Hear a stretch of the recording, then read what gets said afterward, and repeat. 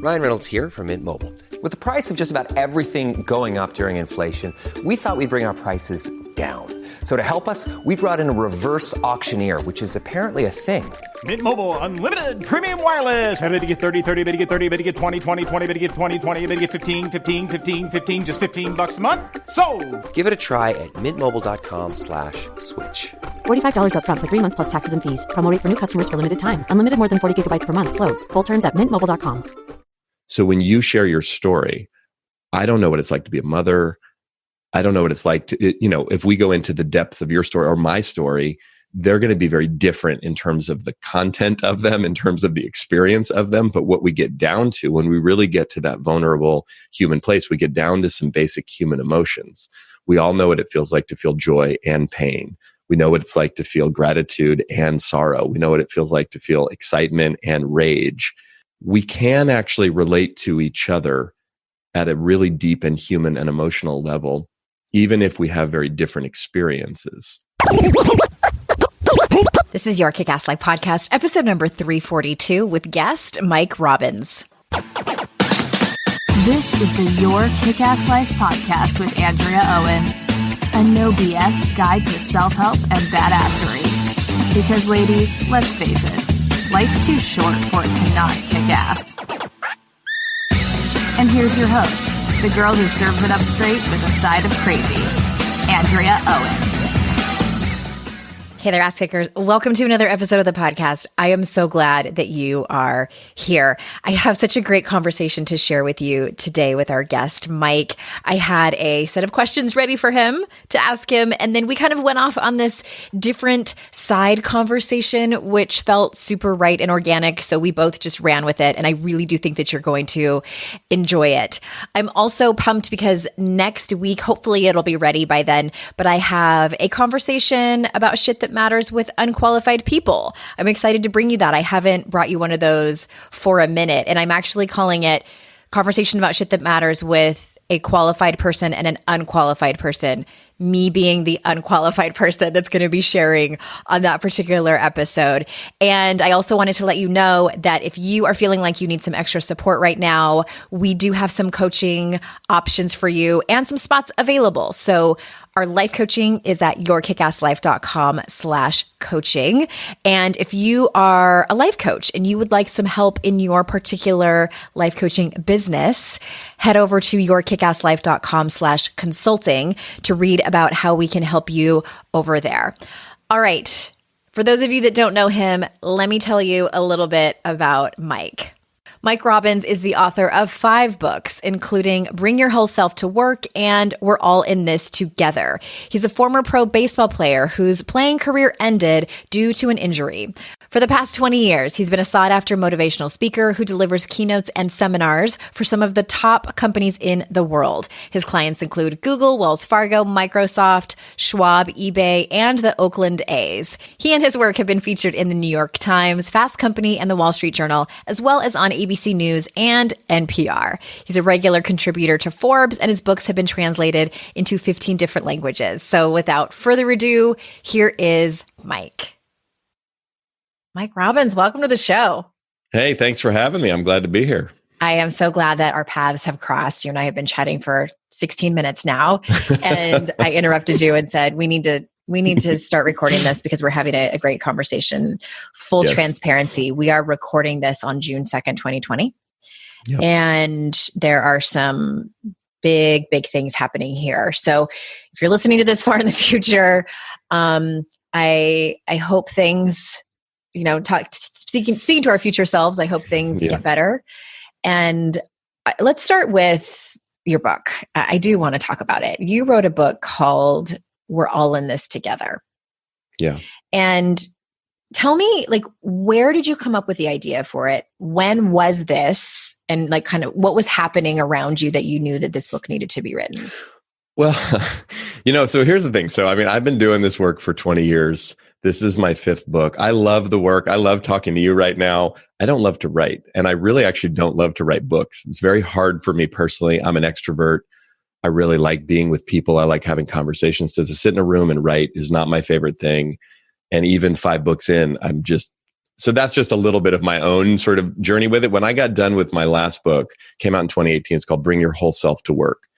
I was good. I was done. I said to Michelle, my wife, like, I'm good. Like 5 years, I don't need to write another book. And then like 3 weeks later, I had this download that I could not ignore, and it wouldn't leave me alone. That was like, you have to write another book. It has to come out in 2020, and it's got to be called We're All in This Together. And I was like, if you'd seen me walking down the street, you would have thought I was a crazy person, like looking up at the sky saying, leave me alone. Like, go find someone else to bug. You even felt your intuition telling you that it needed to come out in 2020?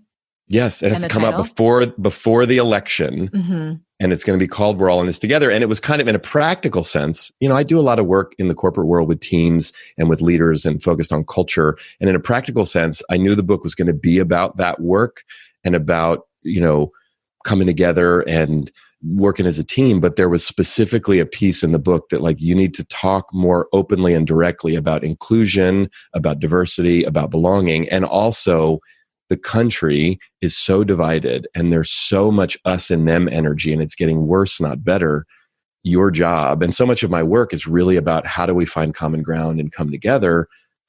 Your job is to write this book. And very specifically, I've been giving a speech and delivering a program for the last 20 years called The Keys to Creating a Championship Team, because I'm a former athlete and I reference that a lot in my work.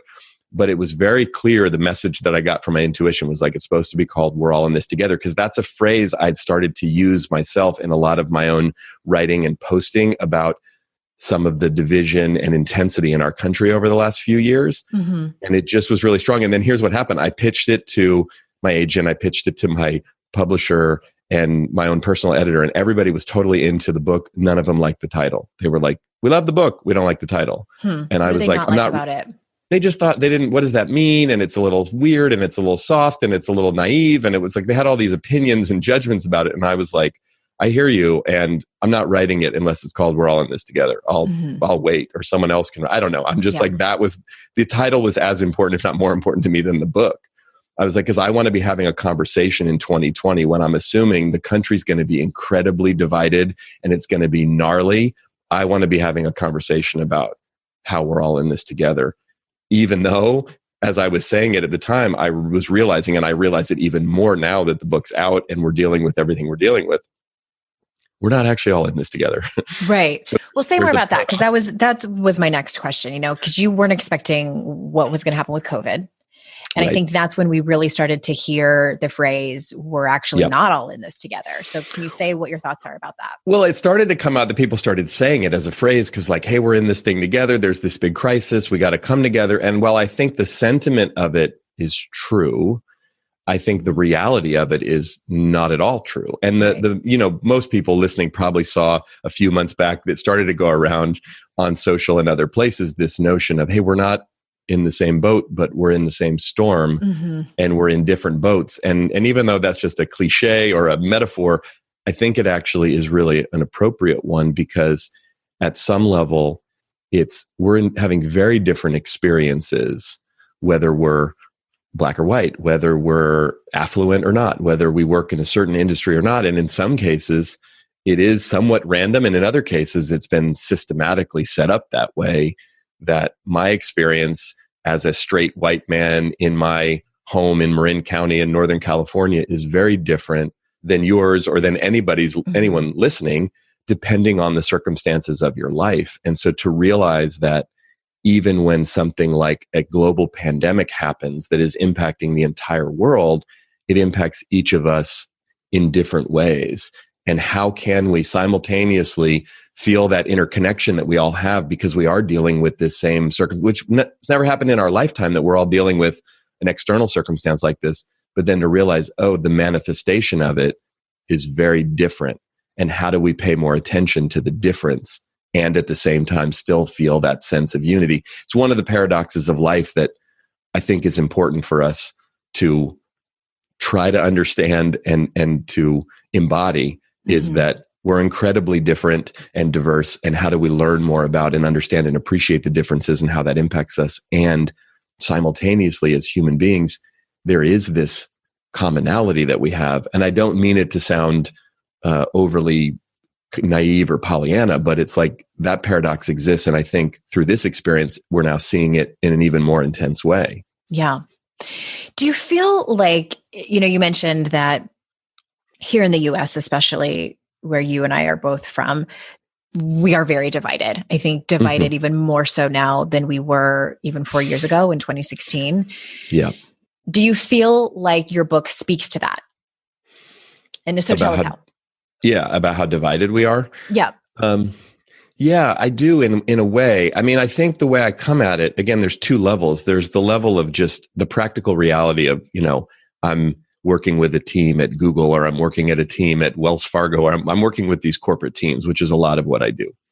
And if we take it just at that sort of more micro level and not so much the macro level of the country and the world, it's like, we all see this as human beings. And it's like, this group and that group aren't talking to each other, or they're not getting along, or the New York office thinks they're better than the San Francisco office, or the marketing team thinks they're better than the legal team, or, just human beings being human beings, and watching that play out and going, wait a second,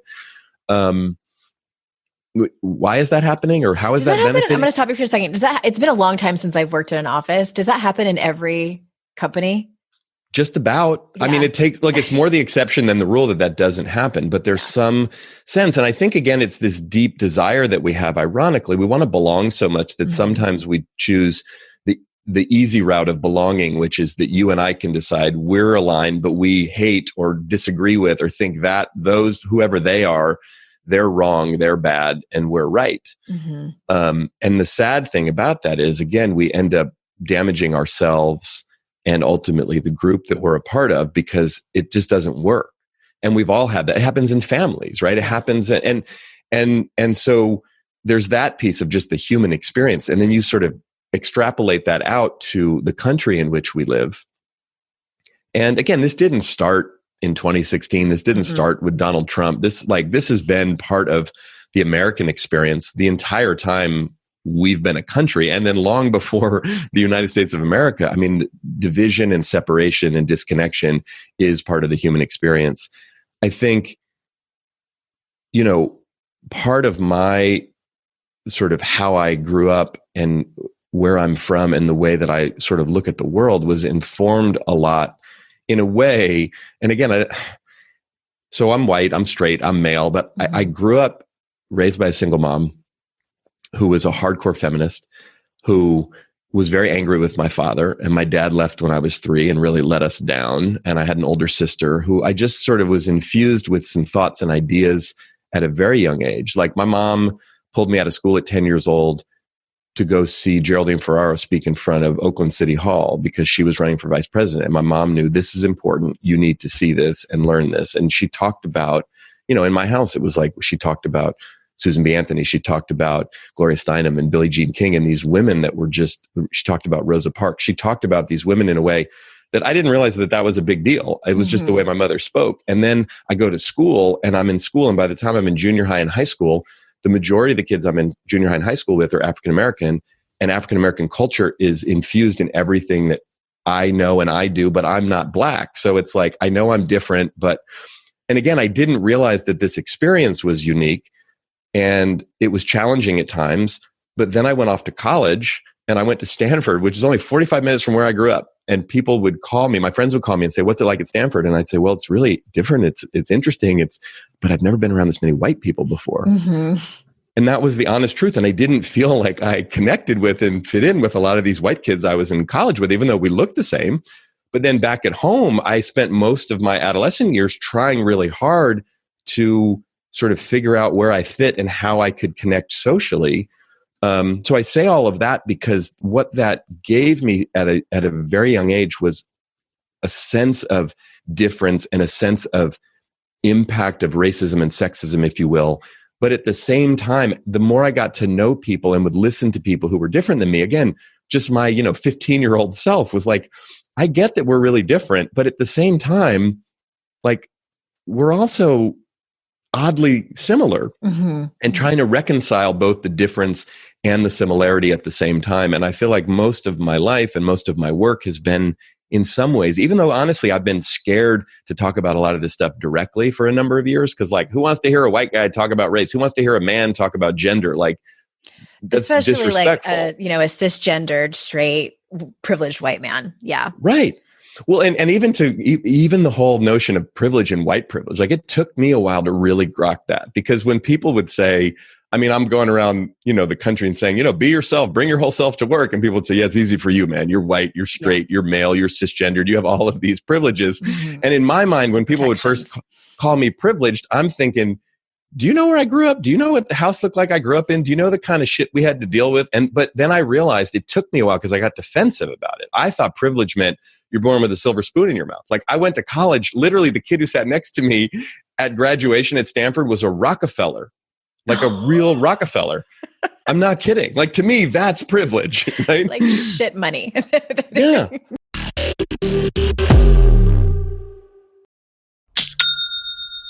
Shopify's already taken the cash register online, helping millions sell billions around the world. But did you know that Shopify can do the same thing at your retail store? Give your point of sale system a serious upgrade with Shopify. With Shopify, you get a powerhouse selling partner that effortlessly unites your in-person and online sales into one source of truth. Track every sale across your business in one place and know exactly what's in stock. Connect with customers inline and online. Shopify helps you drive store traffic with plug-and-play tools built for marketing campaigns from TikTok to Instagram and beyond. Get hardware that fits your business. Take payments by smartphone, transform your tablet into a point of sale system, or use Shopify's POS Go mobile device for a battle-tested solution. Sign up for a $1 per month trial period at shopify.com/noise, all lowercase. Go to shopify.com/noise to take your retail business to the next level today. Shopify.com/noise.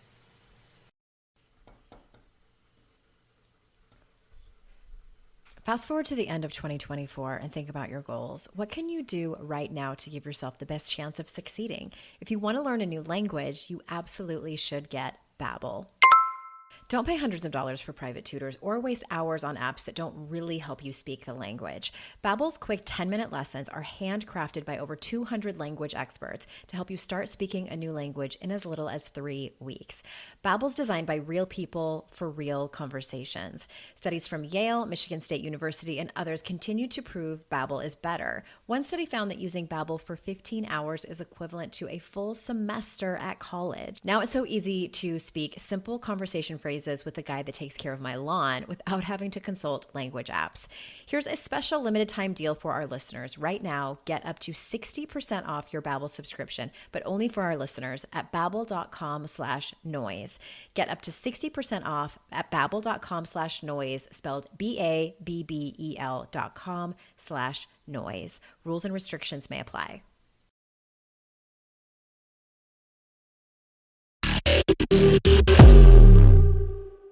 I mean, and so, you know what I mean? But then it was like, oh my God, wait a second.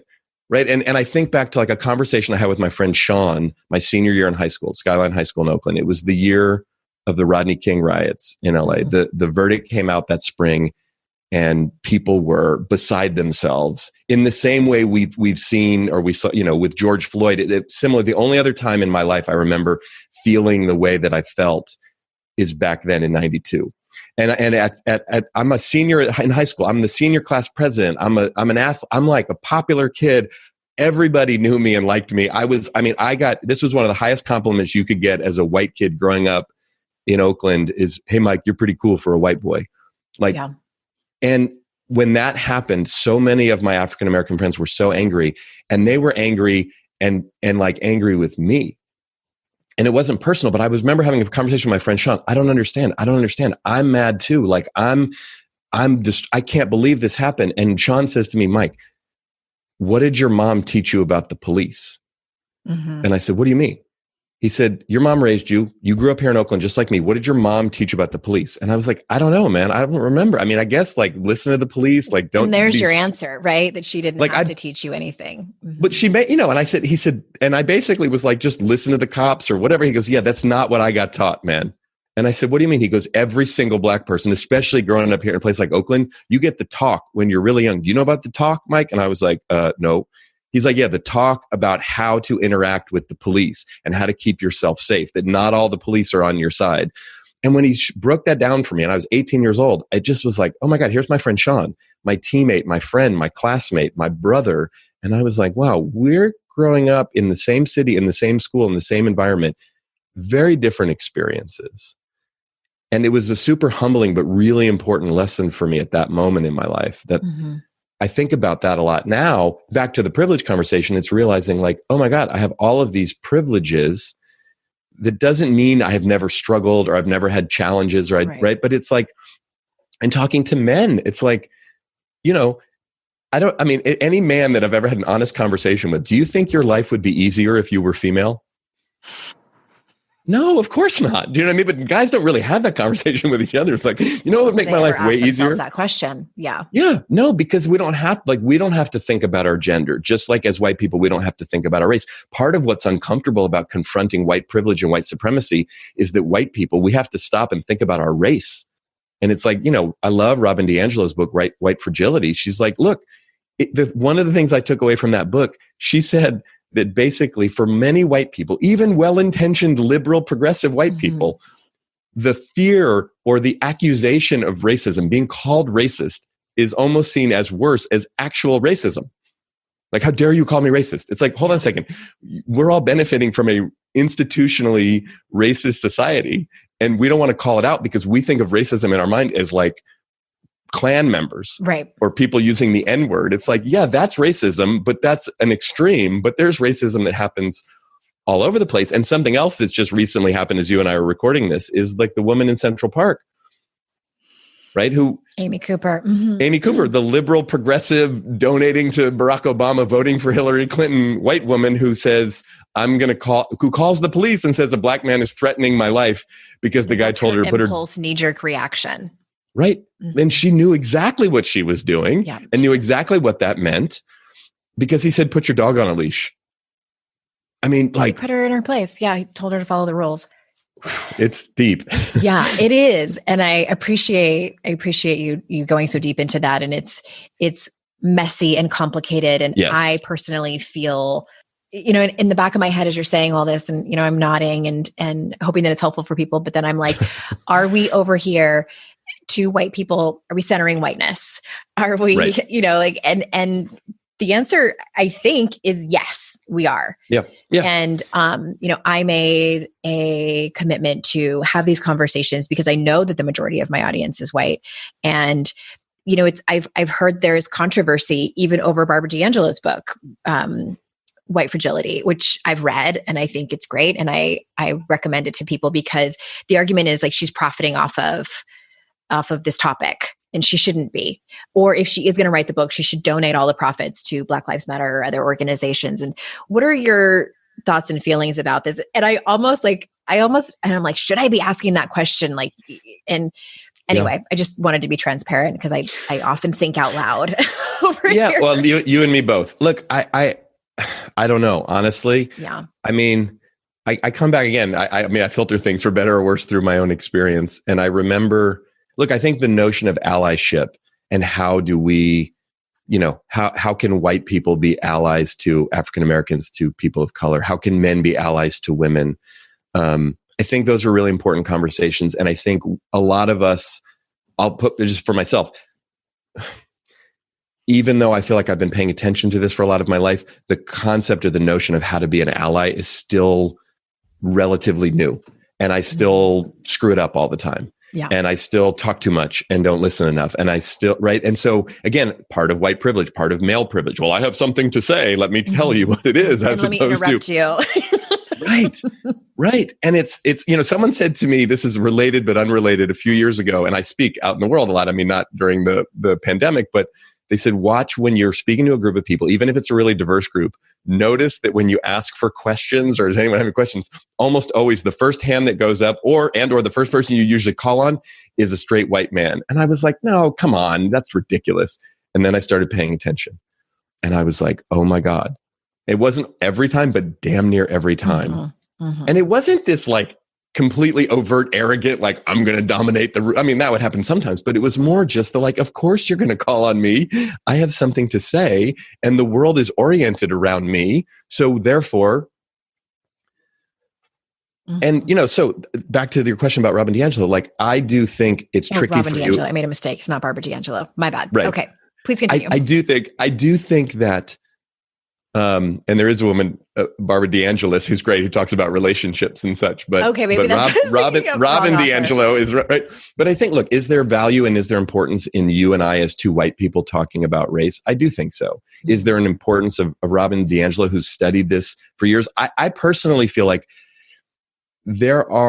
my judgment is that there are a lot of white people who have such a hard time with this conversation that one of the things that's possible for us to do as white people who are interested in this is to have conversations that other white people can listen to and also talk to each other as white people, because this stuff is vulnerable and scary and messy and confusing. And I think, again, being careful and mindful of not wanting to profit off of things or not wanting to co-opt certain things. And now it's become, it's like, look, these things, I think about businesses. We took our girls to the Gay Pride Parade in San Francisco last summer. And I hadn't been to Pride in years. I used to live in San Francisco. We live, in the burbs now. And the Pride Parade used to be, at least in my experience, it was great, but it was a little intense and kind of over the top. Mm-hmm. And when our girls were younger, Michelle and I were for children. Yeah. Right. And we were like, it's not age, but we felt like, okay, my half sister was in town and we're like, let's go check it out. And we go and it's way more tame, at least the parade was. And I was like, oh, okay, it's a little different than I remember. And there were all of these corporations were marching in the parade, which I was simultaneously super inspired by. But then the cynical part of me was like, well, now it's become trendy. It's become cool. It's become like, hey, we want to market to the gay community. So therefore we have to march in Pride because they know we're down with the cause. And then it's like, oh, are these things getting co-opted? And at the end of the day, I kind of come back to like, I don't know what people's motivations are necessarily, but I would rather have a bunch of corporations with, gay pride flags on their t-shirts marching in the parade than not. I would rather I don't want white people profiting off of the work of others per se, but I think it's important that we're having this conversation. So it's more important that Robin DiAngelo writes her book and that everyone's reading it and it's a bestseller and people are talking about it, because that's helping the conversation. If we want to have a whole debate on what should she do with the money that she makes from the book, I mean, okay. But to me, it's like, is it coming from it? When I listen to her and I read her and I watch her, I feel like it's coming from a pure place and I've learned from her. And I also think it is important for us, and this is coming out even more now. Like there's a book that everyone's talking about now called How to Be an Anti-Racist. I can't even remember the author's name, but it's an African-American. And more the conversation is moving to, let's really lift up the voices of Black people and people of color who have this lived experience and who know of these things. And let's shut up more and listen more. I agree. And I think that I have so many things to say based on what you just said, but I think that it can't just be like, you don't get to check off the box. Well, really ever. And I want to talk about that too. But if you read Robin DiAngelo's book, like that can't just be it. It can't. I think that what was interesting is when, did you ever see the documentary? I think Jennifer Newsom, she's Gavin Newsom's wife, did Misrepresentation back in like 2010. Yeah. And then she did, is it The Mask You Live In? The Mask We Live In? Yeah. Okay.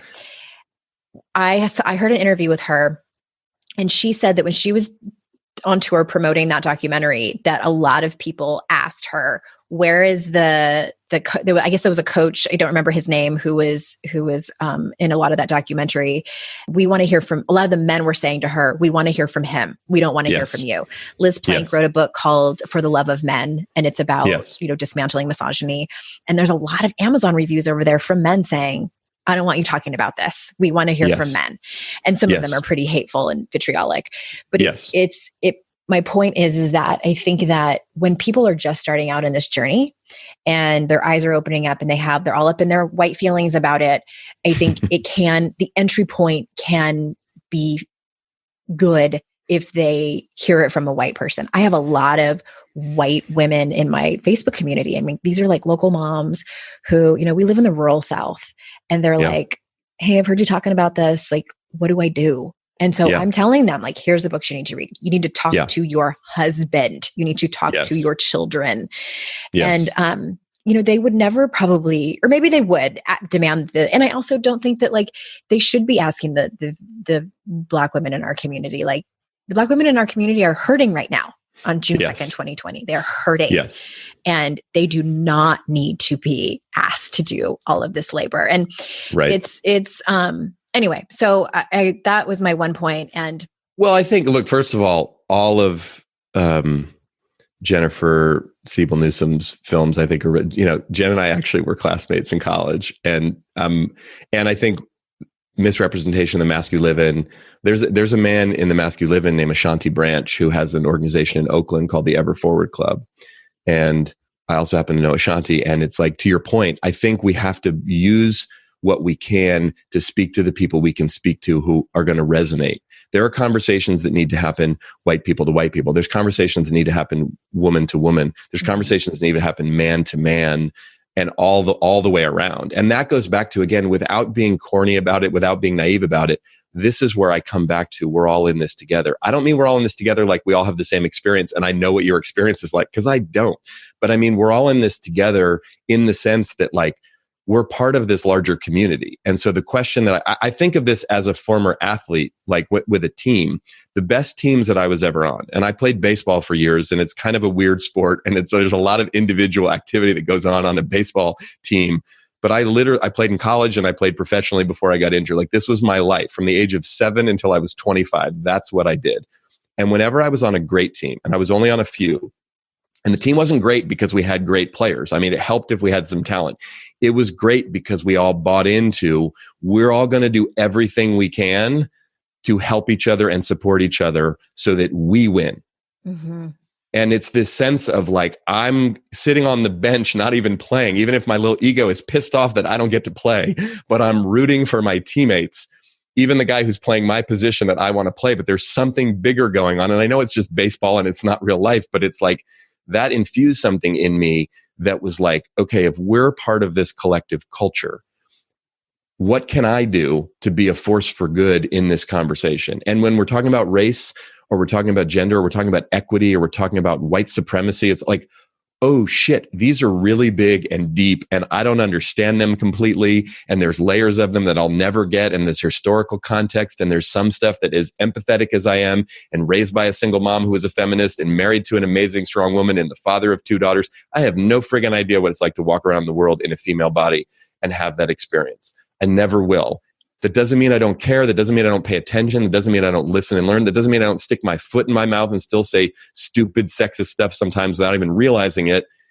But it's like, I want to be in it together with my wife and my daughters and my late sister and my mother and the people that matter, but also just women on the planet.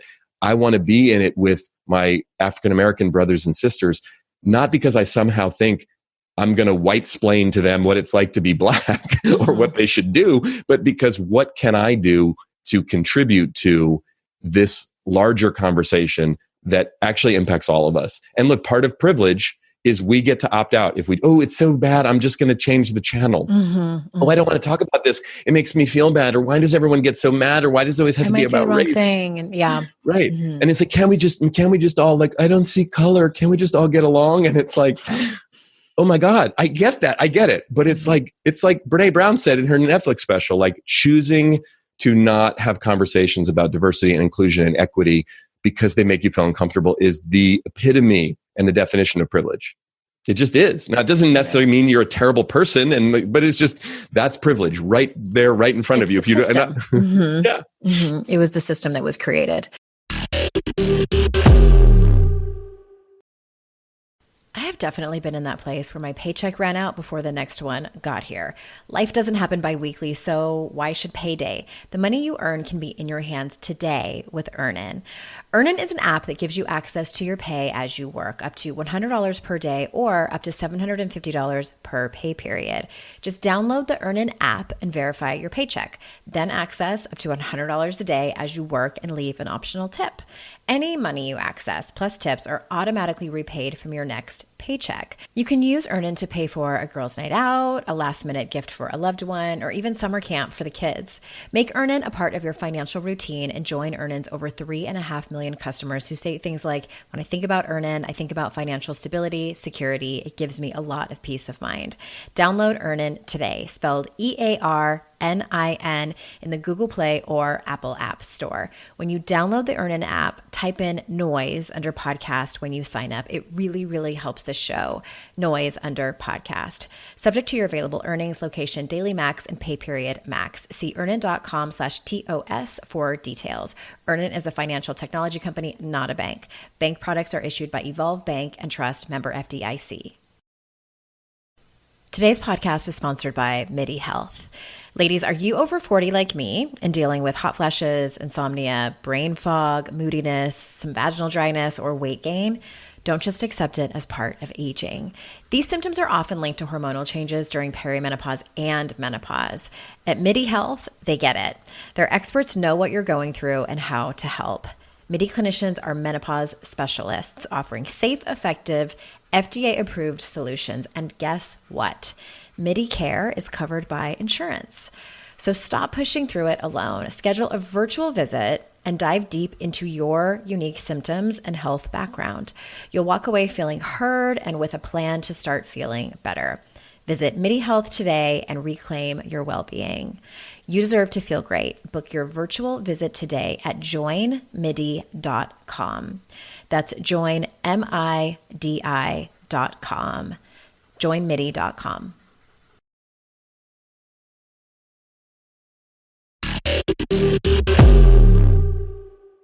Well, I want to touch on vulnerability because you mentioned it, and obviously it's a huge part of this larger conversation, and you mentioned it in your book. So talk to us about why this is so important, just in general.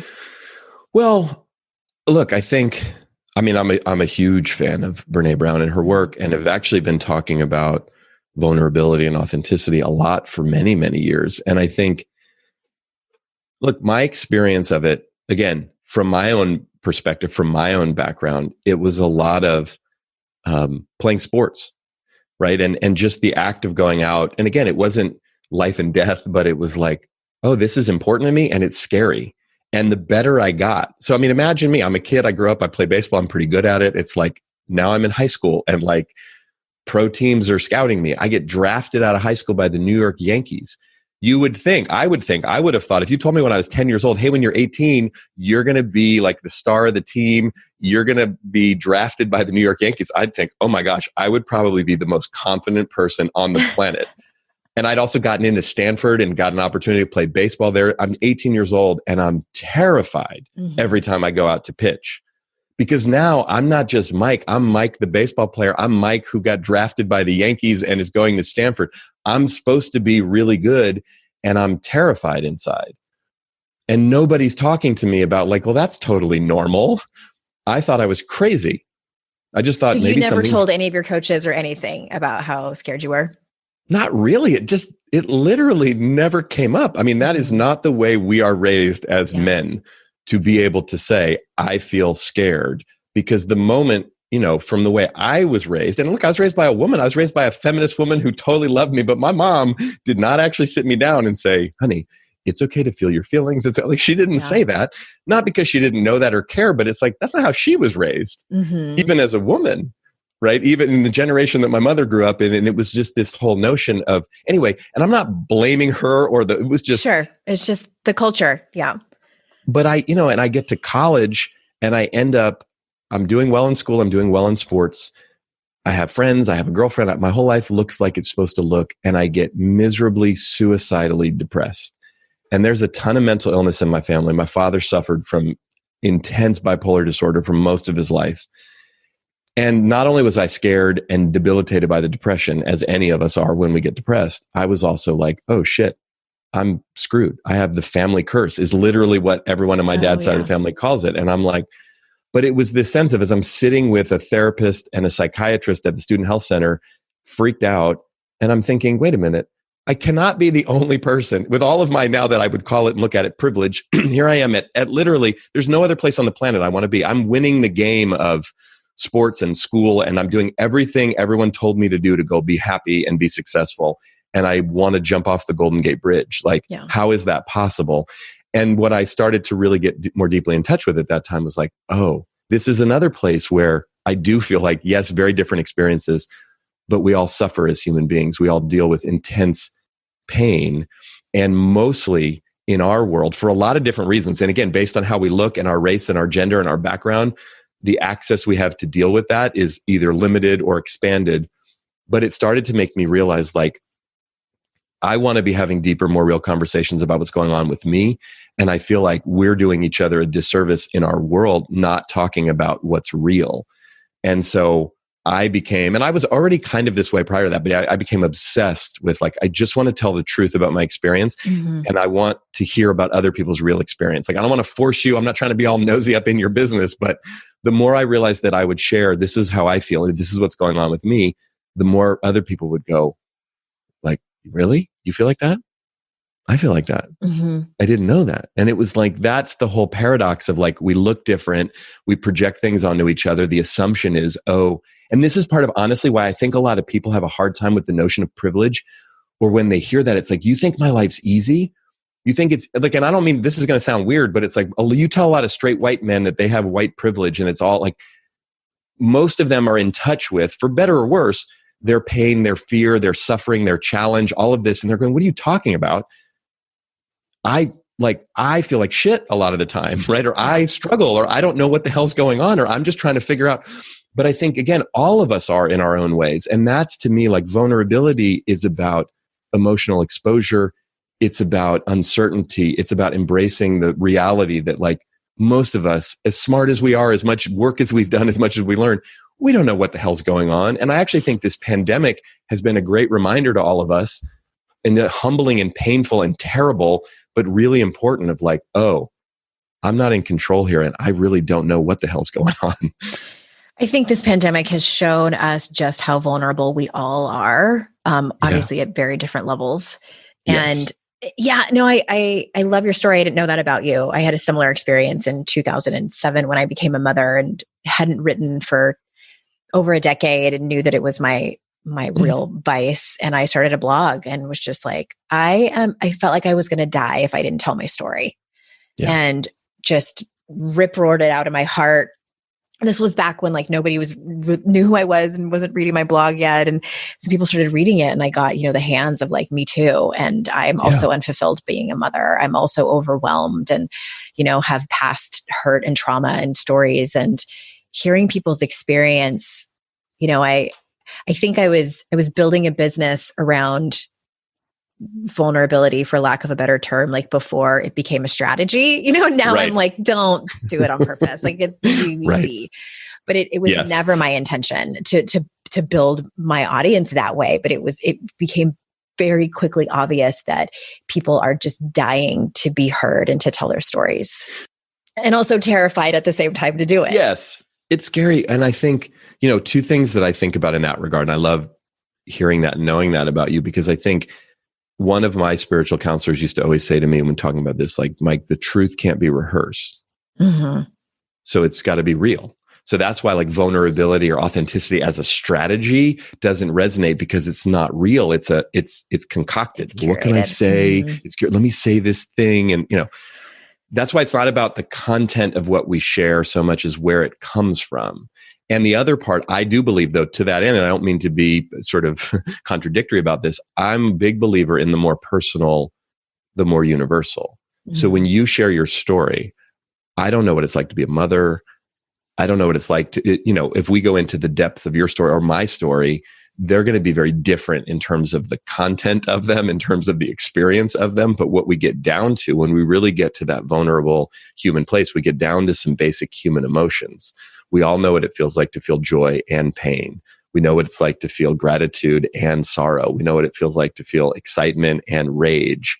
And that's where it's like, again, not to oversimplify or whitewash our different and unique and diverse experiences.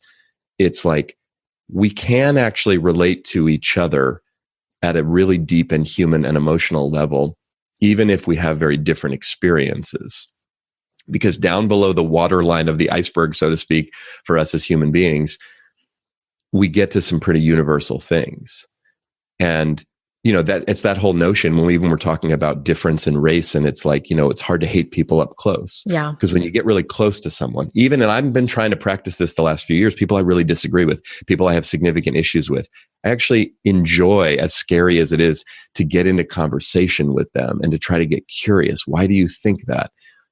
Tell me more about that. Mm-hmm. I don't understand, because I trust and believe underneath all of us, we could argue and debate and get all self-righteous, but underneath it, there's a human down there, just like I'm a human. And we probably have some similar feelings and some similar needs and some similar desires and some similar fears, that if we can get to that place, then we can at least have a conversation where we might be able to understand each other more and connect. That's why the world we live in right now, to me, gets so scary.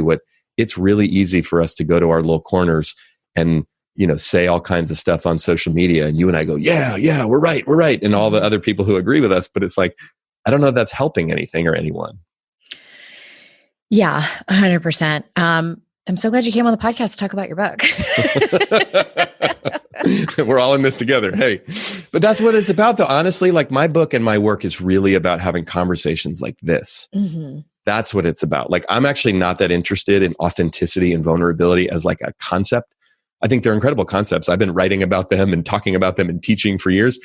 I don't really give a shit, like from the conceptual perspective. What I do care about and what I appreciate about you and your work and us just having this conversation is, can we have these kind of conversations with each other in a way where we get to share what we really think and how we really feel and connect with each other? And then that opens up a space for us to just talk more like this all the time.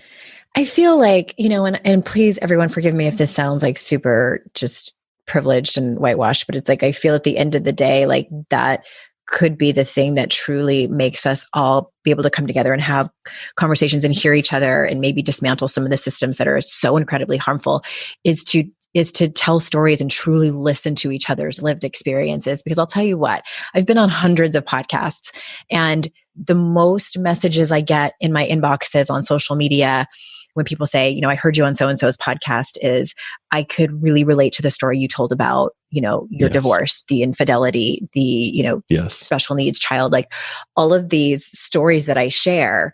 I don't think anybody's ever come to my messages and said, like, I'm so thankful that you shared your 3-step process for managing your inner critic, which I'm not saying it's not helpful. Like when you get down to it, it is helpful for people, but but that's what brings us together. And it really just goes back to like, can we trust each other? Like, do I trust you with my time and my energy and my space? Yeah, absolutely. I couldn't agree more. And I'm honored and grateful you had me on your show and that we got to have this conversation. So the book is We're All in This Together. What's the subtitle? I don't know if I caught that. The subtitle is Creating a Team Culture of High Performance, Trust, and Belonging. That sounds like it was made by a publisher. If you want me to take that out, I will. But. No, that was fine. That was fine. But it was to speak to a lot of the teams and leaders that I work with and who are struggling with those things. Subtitles are about telling the people what it's about. Exactly. Mike Robbins, thank you so much. Where can people find you? Where do you want to send people to read your books and follow you in all the places? Best place is on our website, which is just mike-robbins.com. mike-robbins.com. Thank you so much for being here, everybody. You know how valuable I know that your time is incredibly valuable. And I'm grateful that you choose to spend it here with me and my guests. So until next time, I will see you all out in cyberspace. Bye-bye.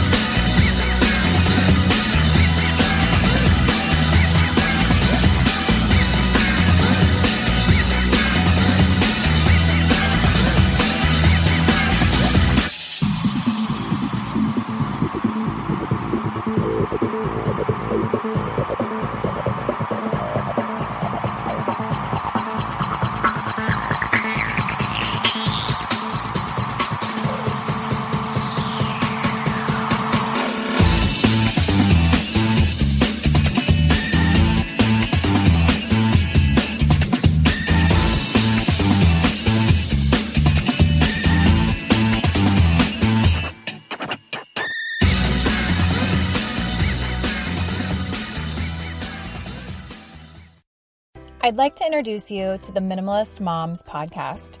It's hard enough being a mom, and the last thing you need is stress from too much stuff and an overcrowded schedule. For too long, I lived with the mindset that bigger was better, and the more I added to my life, instead of feeling better, I felt overwhelmed. It was time for a radical new mindset. Less is more. I'm not into extremes. I didn't throw everything away. My brand of minimalism is more about adding than subtracting. Get rid of the excess to make room for what you love. In other words, it's about living life with purpose. I hope you'll listen in, and my guest and myself can inspire you to think more and do with less. The Minimalist Moms podcast, available wherever you listen to podcasts.